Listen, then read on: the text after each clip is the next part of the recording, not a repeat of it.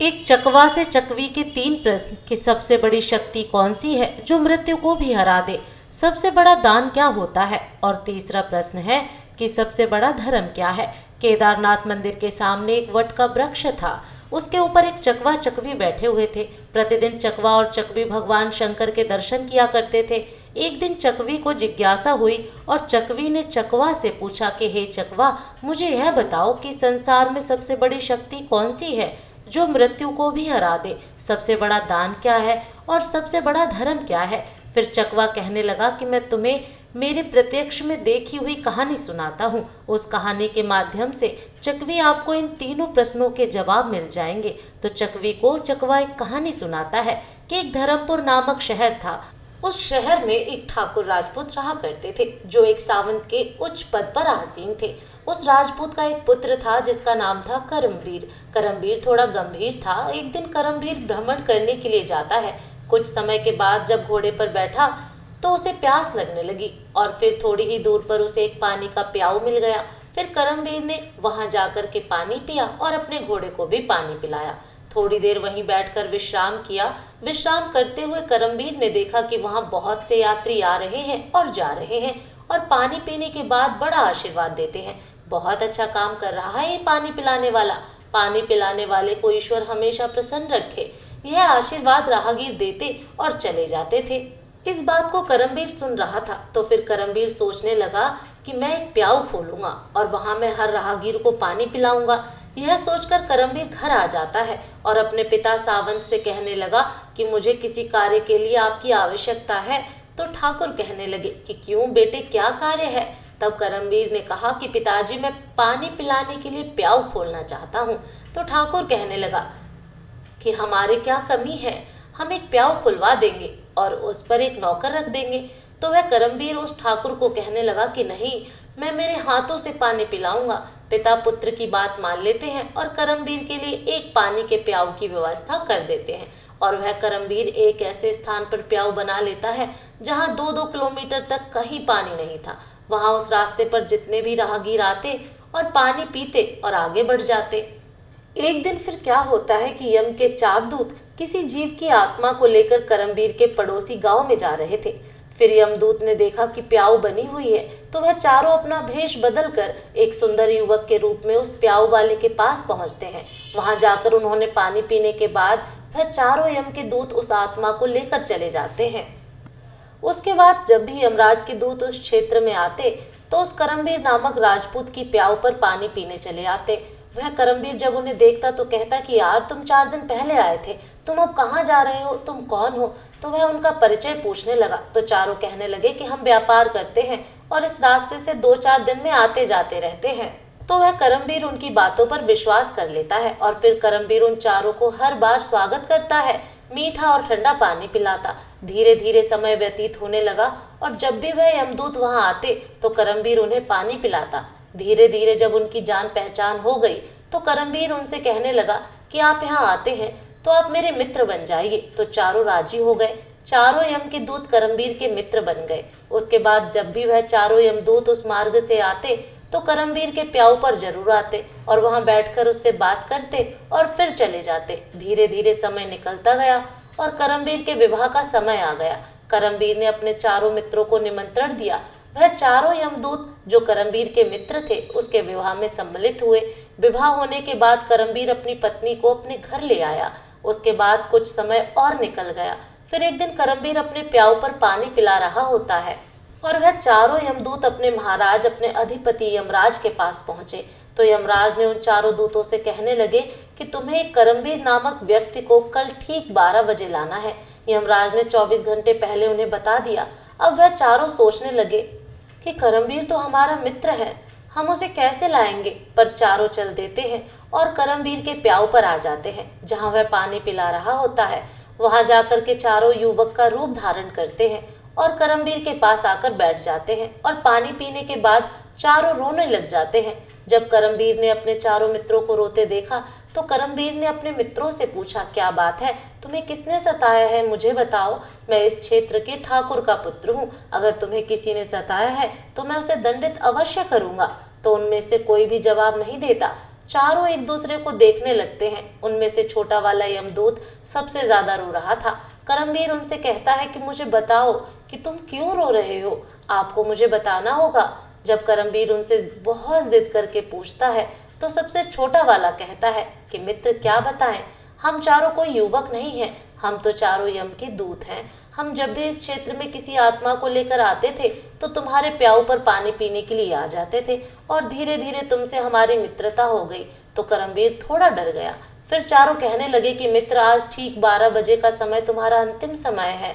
अब हम इसलिए रो रहे हैं क्योंकि हमें यमराज ने एक जिम्मेदारी सौंपी है कि मुझे सर्प बनाया है और तुम्हारे सिर पर मुझे काटना है, और ये जो 3 मेरे बड़े भाई हैं ये तुम्हारे प्राणों को लेकर चले जाएंगे। तो करमवीर कहने लगा कि मित्र, जब मेरी मृत्यु का बुलावा आ चुका है तो तुम्हारे रोने से कुछ नहीं होगा और ना ही तुम कुछ कर सकते हो। तो ऐसा है कि तुम क्यों डर रहे हो? मैं मृत्यु से नहीं डरता, मैं तुम्हारे साथ चलने के लिए तैयार हूँ। फिर वह चकवा कहता है कि हे चकवी। तब वह चौथा यमदूत कहता है कि मित्र, मैं सबसे ज्यादा प्यार करता था, परंतु क्या करूं, संयोगवश मुझे यह जिम्मेदारी मिली है कि मैं तुम्हें डसूंगा और तुम्हारी मृत्यु मेरे हाथों से ही होगी। यह बात सुनकर के करमवीर कहने लगा कि मित्रों, तुम परेशान क्यों होते हो? तुम मुझे कब खाओगे यह मुझे बता दो। तो उनमें से छोटा वाला बोला कि मुझे 12 बजे यमराज ने तुम्हारे प्राण लेने का आदेश दिया है, तो मैं एक न्याय तुम्हारे साथ कर सकता हूँ कि तुम दुख ना पाओ और तुम्हें ज्यादा ना तड़पना पड़े, मरने में कम कष्ट हो। मैं तुम्हें 10 मिनट पहले बता दूंगा, ठीक 12 बजने से 10 मिनट पहले मैं तुम्हें खा जाऊंगा, तो तुम 10 मिनट के अंदर मर जाओगे। ये तुम्हारे प्राणों को लेकर चले जाएंगे। फिर चकवा कहने लगा कि हे चकवी। तब वह करमवीर कहने लगा कि ठीक है मित्रों, कोई बात नहीं, जो यहाँ आया है उसे एक न एक दिन जाना होगा, मृत्यु को कोई टाल नहीं सकता। करमवीर से वे चारों मित्र कहते हैं कि देखो करमवीर, ठीक 12 बजे से 10 मिनट पहले मैं और मेरे चारों मित्र तुम्हारे घर पर पहुंच जाएंगे और तुम्हारे घर की सीढ़ियों पर बैठ जाएंगे और 10 मिनट पहले तुम्हें ले जाएंगे। करमवीर फिर थोड़ा सा घबराया और अपने घर को चल देता है। उस रात्रि को वह यह बात अपनी पत्नी को नहीं बताता है और इंतजार कर रहा है कि 12 कब बजेंगे। जब 12 बजने का समय नजदीक आया तो वह छोटे वाला यमदूत नाग का रूप धारण कर लेता है और सीढ़ियों पर बैठ जाता है। फिर चकवा कहने लगा कि हे चकवी। इधर करमवीर मन में विचार करता है कि मैं मरने वाला हूँ और मेरी एक नव विवाहित पत्नी है, तो थोड़ी देर में अपनी पत्नी से बात कर लेता हूँ। और यह सोच करके वह ऊपर कमरे में चल देता है। उसे ऊपर जाने के लिए सीढ़ियों से होकर जाना था जिन पर वह नाग बैठा था। जब करमवीर ने नाग को बैठे हुए देखा तो करमवीर उसे पहचान जाता है और उससे कहता है कि मित्र, तुम मुझे खा लो, मैं कहीं नहीं जा रहा हूँ। तभी नाग कहता है कि मित्र, मैं तुझे खाऊंगा जरूर, पर जब 12 बजने में 10 मिनट रह जाएंगे मैं तुम्हें तब खाऊंगा, ताकि तुम्हें कम से कम कष्ट हो, क्योंकि आप मेरे मित्र हैं। जब नाग और करमवीर बातें कर रहे थे तो करमवीर की पत्नी उसे देख रही थी, सुन रही थी। करमवीर की पत्नी बहुत बड़ी पतिव्रता स्त्री थी। उसका पतिव्रत धर्म उजागर हो गया और वह ईश्वर से प्रार्थना करने लगती है कि हे भगवान, मेरे विवाह को अभी 10 दिन का भी समय नहीं हुआ है, ये अभी क्या घटित होने वाला है। और यह नाग और मेरे पति दोनों बात कर रहे हैं कि नाग ठीक 12 बजे उन्हें मारने की कह रहा है। फिर चकवा कहने लगा कि हे चकवी, वह एक राजपूत की पुत्र वधू थी। उसने 36 प्रकार के व्यंजन भोजन में बनाए थे। वहीं उस शहर में जिसमें करमवीर रहता था एक बहुत गरीब व्यक्ति रहता था और उस गरीब की एक लड़की थी जो 9 माह की गर्भवती विधवा थी। तो वह अपने गरीब पिता के घर में आ जाती है। उसे उसके ससुराल में पति के बाद कोई सहारा नहीं देता। तो उसी दिन, जिस दिन करमवीर को वह नाग खाने वाला था, उसी दिन उसके एक नवजात शिशु पैदा होता है। और वह लड़की जिसके प्रसव हुआ था उसे भूख बहुत ज्यादा तेज लग रही थी।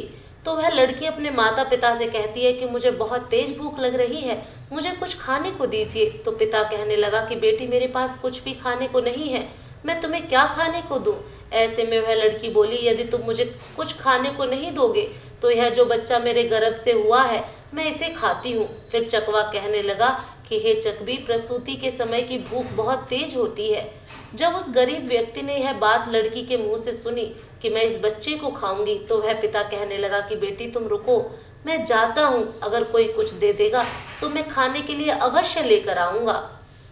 उस लड़की का पिता भिक्षा मांगते हुए चला जा रहा है। उसे कोई देखता है तो वहीं दरवाजा बंद कर लेता है। बढ़ते हुए वह व्यक्ति इस ठाकुर के महल के पास आया जहां पर करमवीर से उसका काल नाग बनकर बात कर रहा है और उसकी पत्नी छत से उसे देख रही है और ईश्वर से प्रार्थना करती है।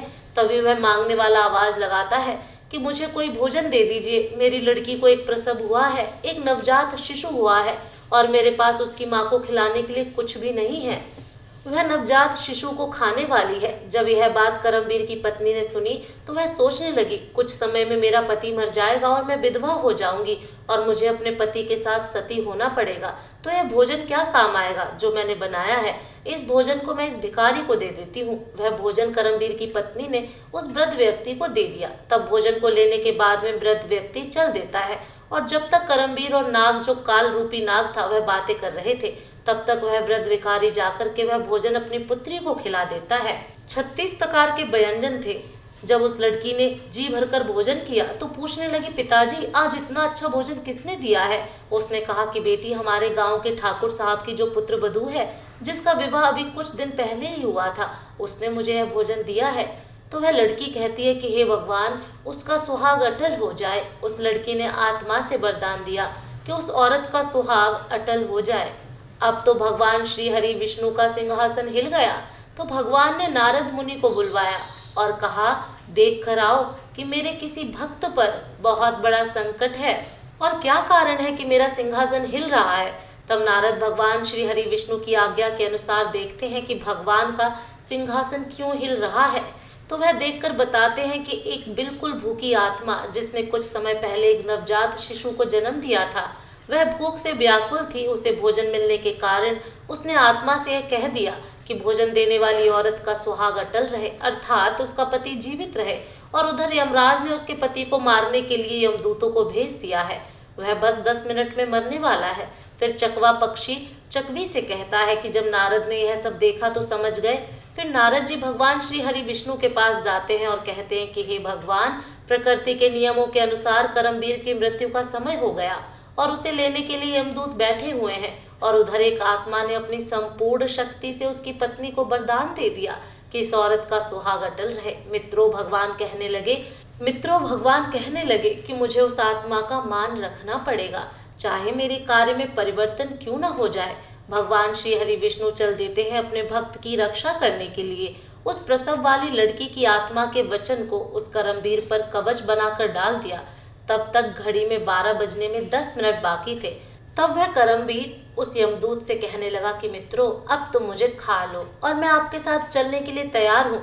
जब 10 मिनट शेष रहे तब वह नाग सोचने लगा कि 10 मिनट में यह करमवीर मर जाएगा, लेकिन 10 मिनट में उस करमवीर को कुछ नहीं हुआ। नाग कहने लगा कि भाई, कुछ हो रहा है क्या। करमवीर कहने लगा कि भाई, मुझे कुछ नहीं हुआ। नाग ने फिर उसके ऊपर तीव्र विष डाला, परंतु उस करमवीर की रक्षा स्वयं श्री हरि विष्णु कर रहे थे, जिससे नाग के विष का भी असर करमवीर पर नहीं हुआ। करमवीर नाग से कहने लगा कि मित्रों, तुम मुझे पूरी ताकत से खाओ, ऐसे नहीं, मेरे कुछ नहीं हुआ। तीसरी बार भी उस नाग ने पूरी शक्ति से करमवीर को डसा, परंतु करमवीर का बाल भी बांका नहीं हुआ। कहते हैं, जिसको राखे साइया मार सके ना कोई, बाल ना बांका कर सके जो जग बैरी होए। अर्थात करमवीर को जीवित खड़ा देख चारों यमदूत हक्के बक्के रह गए और कहने लगे कि हमें इसके लिए यमराज के पास जाना पड़ेगा। वे चारों यमराज के पास पहुंच जाते हैं और यमराज से कहने लगे कि भगवान, हमने बहुत प्रयास किया। मैंने उस करमवीर नामक व्यक्ति को 3-3 बार डसा और जितना मेरे पास जहर था मैंने पूरा उसके शरीर में उड़ेल दिया, परंतु करमवीर को कुछ नहीं हुआ, ऐसे ही जीवित खड़ा है। यमराज ने अपनी दिव्य दृष्टि से देखा, उस करमवीर के शरीर से 3 स्थान से रक्त बह रहा है, लेकिन करमवीर को कुछ नहीं हुआ। तभी यमराज भगवान श्री हरि विष्णु के पास पहुंच जाते हैं और कहते हैं कि भगवान, मैं अपने पद से इस्तीफा देना चाहता हूँ। श्री हरि विष्णु कहने लगे कि क्यों, क्या हुआ यमदेव। तब यमराज ने कहा कि भगवान, प्रकृति के नियम में परिवर्तन हो गया। जिस व्यक्ति की मृत्यु का समय आया था वह व्यक्ति 3 बार प्रहार करने से भी नहीं मर रहा है, इसका क्या कारण है। तब श्री हरि विष्णु ने उन्हें समझाया कि हे यमराज, ये है आत्मा की शक्ति। प्रभु, ये आत्मा की शक्ति क्या होती है। तब भगवान श्री हरि विष्णु ने कहा कि यदि कोई व्यक्ति अपनी संपूर्ण आत्मा से किसी दूसरे व्यक्ति को वरदान या शाप दे देता है तो उसको झूठा करने की शक्ति मेरे अंदर नहीं होती, चाहे फिर मुझे उसके लिए प्रकृति के नियमों में ही परिवर्तन क्यों न करना पड़े। तो श्री हरि विष्णु कहने लगे कि हे यमराज, ध्यान से देखिए कि एक ऐसी गरीब औरत जिसका पति उसे 2 महीने पहले छोड़कर मर गया है, जो अपने पिता के पास रह रही हो और पिता के पास भी खाने को कुछ नहीं मिले, और जिसने 2 घंटे पहले एक शिशु को जन्म दिया है, उसे भोजन मिल नहीं रहा था। उसकी आत्मा भूख से बिलबिला रही थी। वह अपने नवजात बच्चे को खाने को तैयार थी। उसको भोजन उपलब्ध कराया उस कर्मवीर की पत्नी ने, और उस औरत ने उसे ऐसा आशीष दिया कि उसका सुहाग अटल हो जाए। मुझ में एकाग्र होकर जो व्यक्ति वरदान देता है, मैं उसके वरदान को झूठा कैसे कर दूं? हे यमराज, इसलिए तुम्हें कर्मवीर की आयु 100 वर्ष और बढ़ानी होगी। तो कर्मवीर की आयु उस दान के कारण 100 वर्ष और बढ़ जाती है। फिर चकवा कहता है कि हे चकवी, तुम्हारा पहला प्रश्न था कि सबसे बड़ी शक्ति कौन सी है जो मृत्यु को भी हरा दे। तो समझ लो, सबसे बड़ी शक्ति होती है आत्मा की शक्ति। यदि कोई व्यक्ति आत्मा से आशीर्वाद दे दे या श्राप दे दे तो उसे ईश्वर भी नहीं टाल सकते। तुम्हारा दूसरा प्रश्न कि सबसे बड़ा दान क्या है, तो समझ लो, हमें अन्न का दान करना चाहिए। अन्न का दान सबसे बड़ा दान माना जाता है। भूखे को भोजन कराना सबसे बड़ा दान होता है। अब तुम्हारा तीसरा प्रश्न था कि सबसे बड़ा धर्म क्या है, तो समझ लो, जहाँ आवश्यकता हो उस स्थान पर दिया गया दान सबसे बड़ा धर्म होता है। उससे बड़ा कोई धर्म नहीं होता। जहाँ आवश्यकता है वहाँ आप दान दीजिए, उस समय उससे बड़ा कोई धर्म नहीं होता। जहाँ पर आवश्यकता नहीं है उस समय आप दान कर रहे हो तो वह दान बड़ा नहीं होगा और फलीभूत नहीं होगा, और बिना आवश्यकता के आपका 1000 रुपए का दान भी व्यर्थ चला जाएगा।